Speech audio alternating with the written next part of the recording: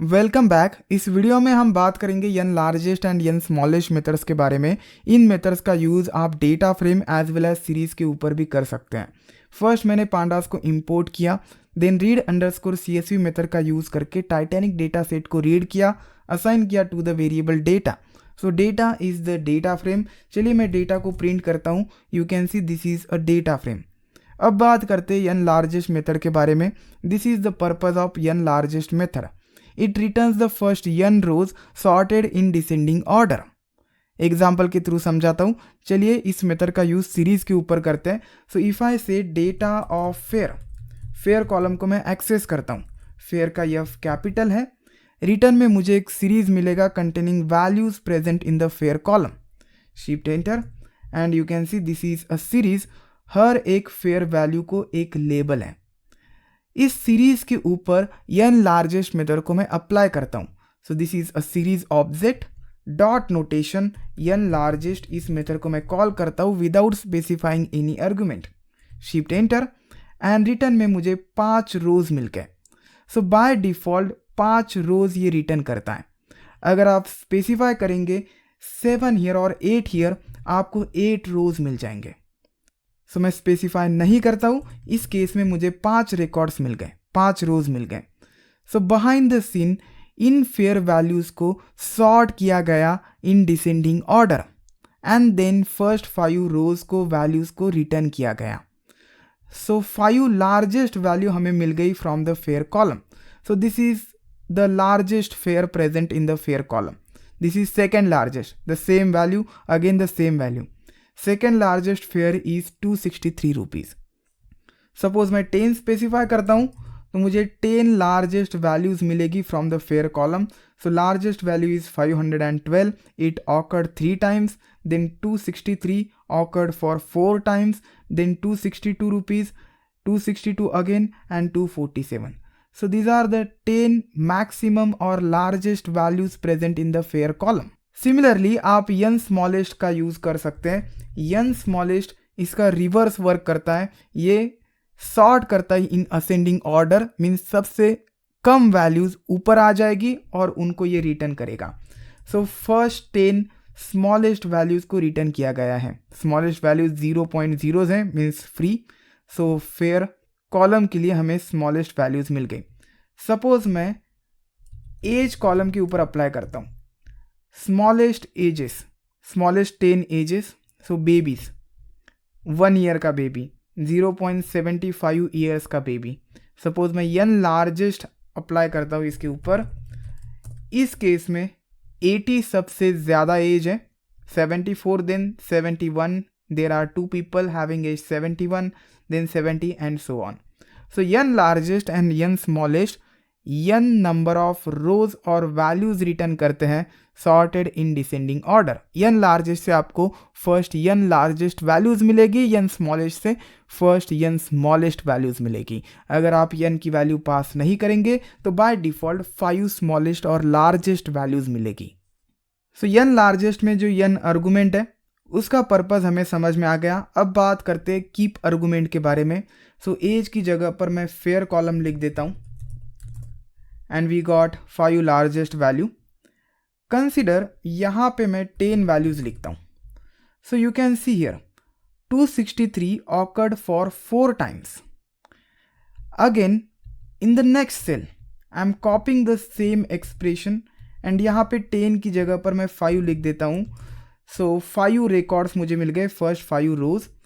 सो यहाँ से यहाँ तक 263 के लिए मुझे 27th एंड 88th वैल्यू मिल गई। But consider instead of 27th and 88 I want last 2 values here. So by default keep की वैल्यू होती है फर्स्ट। कीप की वैल्यू फर्स्ट होती है, means you will get the first 263 here. Shift enter and you can C same output मुझे मिल गया।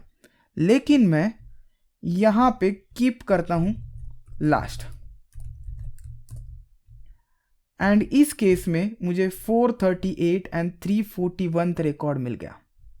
Last 2 records instead of first 2 records. Suppose मैं all specify करता हूँ, there is one more value all. इस case में 263 के सभी values मुझे दी जाएगी। सो हमने 5 वैल्यूज ही रिक्वेस्ट की थी, but we got 7 because keep का वैल्यू ऑल है। सपोज मैं फर्स्ट करता हूँ तो मुझे फर्स्ट 263 मिल जाएंगे, 27 एंड 28। अगर मैं लास्ट करता हूँ तो मुझे लास्ट 2 वैल्यूज़ मिलेगी। अगर मैं ऑल करता हूँ तो मुझे सभी वैल्यूज़ मिलेगी। सो ये पर्पज़ होता है कीप आर्गुमेंट का। It is used for handling duplicates. चलिए अब इन मेथड्स का यूज़ करते हैं on the data frame. Data is the data frame and इस डेटा के ऊपर मैं n लार्जेस्ट मेथड को अप्लाई करता हूँ। इस केस में मुझे टाइप एरर मिल गया, n largest missing 2 required positional arguments n and columns. So जब आप n लार्जेस्ट और n स्मॉलेस्ट मेथड्स को अप्लाई करते हैं ऑन द डेटा फ्रेम, तो उस केस में आपको 2 रिक्वायर्ड पोजिशनल आर्गुमेंट्स पास करने होते हैं। n that is number of रोज, कितने नंबर ऑफ रोज चाहिए, एंड कॉलम्स, कॉलम्स का लिस्ट भी आप स्पेसिफाई कर सकते हैं अगर आपके पास मल्टीपल कॉलम्स है तो। कॉलम्स क्यों? क्योंकि जब हम सीरीज के ऊपर अप्लाई करते हैं n लार्जेस्ट मेथड को, तो उस केस में एक ही कॉलम होता है, सीरीज में एक ही कॉलम एग्जिस्ट करता है। सो यहाँ पे कॉलम स्पेसिफाई करने की ज़रूरत नहीं है, लेकिन यहाँ पे है। एंड कीप आर्गुमेंट का भी यूज़ आप यहाँ कर सकते हैं। मैं एग्जांपल के थ्रू समझाता हूँ। So let's pass 5 for the n and columns में स्पेसिफाई कर देता हूँ एक ही column, fare column. Shift enter. तो इस केस में हमें कुछ इस तरीके का आउटपुट मिल गया। हमें पता है कि फेयर की लार्जेस्ट वैल्यू 512 है। सो 512 के लिए entire record from the data frame, then another record, then third record, fourth and fifth. Suppose मैं यहाँ पे काउंट रखता हूँ 10 and you can see 10 records हमें मिल गए। सो फेयर कॉलम का यूज़ करके सॉर्टिंग किया गया एंड फर्स्ट 10 रिकॉर्ड्स हमें मिल गए largest record. We are using n largest method here. इस केस में 512 and then we have 263 4 times. So these are the 4 records having fair 263. Suppose मैं specify करता हूँ 5 here. I am copying the same expression in the next cell. Shift enter. So by default मुझे first 2 records मिल जाएंगे. I am giving 5 here instead of 10 and here you go. 263 के लिए मुझे 27th and 88th record मिल गया, 27th and 88th। But I want last 2 records 341 and 438। So by default यहाँ पे keep का वैल्यू फर्स्ट होता है।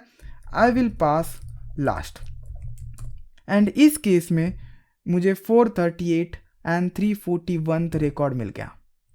सपोज मैं ऑल करता हूं तो मुझे सभी रिकॉर्ड्स मिल जाएंगे, 4 records for the value 263। So even we passed 5 for the value n, हमें 7 रिकॉर्ड्स मिल गए because there are duplicates for the fare value. Another important point is जब आप n लार्जेस्ट मेथड को अप्लाई करते हैं ऑन द डेटा फ्रेम और the series, original data frame and series में कोई चेंज नहीं होता है। It returns a new data frame in case of data frame and a new series in case of series. Suppose मैं यहाँ पे data को प्रिंट करता हूँ, it remains unchanged. Okay? So ये एक नया डेटा फ्रेम रिटर्न करता है containing the n largest records according to the fair. Suppose मैं यहाँ पे 2 कॉलम्स का यूज़ करता हूँ। पैसेंजर ID, अब मुझे एज अ लिस्ट पास करना पड़ेगा column names because there are multiple values, passenger ID and this is the second value. Shift enter. I think मैंने गलत नेम दिया है, it should be capital I here. Shift enter. No error. इस case में records को sort किया गया है using 2 columns, fair and passenger ID। Priority fair की है, सो 512 512 512। देन इनको सॉर्ट किया गया है यूजिंग पैसेंजर ID। सो सबसे पहले 738 680 एंड देन 259। 263 के लिए सॉर्टिंग हुआ है 439 सबसे पहले एंड 342 आफ्टर। पहले केस में देखिए क्या होता था, 259 पैसेंजर आईडी पहले, 680 एंड देन 738। इस केस में 738, 680 एंड 259 बिकॉज सॉर्टिंग हुआ है बाय यूजिंग 2 कॉलम्स। सबसे पहले फेयर से सॉर्टिंग किया जाएगा एंड देन अगर फेयर की वैल्यू सेम है देन उनको सॉर्ट किया जाएगा यूजिंग पैसेंजर आईडी। सिमिलरली यन स्मॉलेस्ट वर्क करता है, आप ये करके देखिए। इस वीडियो में बस इतना ही। उम्मीद करता हूँ कि ये वीडियो आपको बहुत पसंद आया होगा। Will see you next time.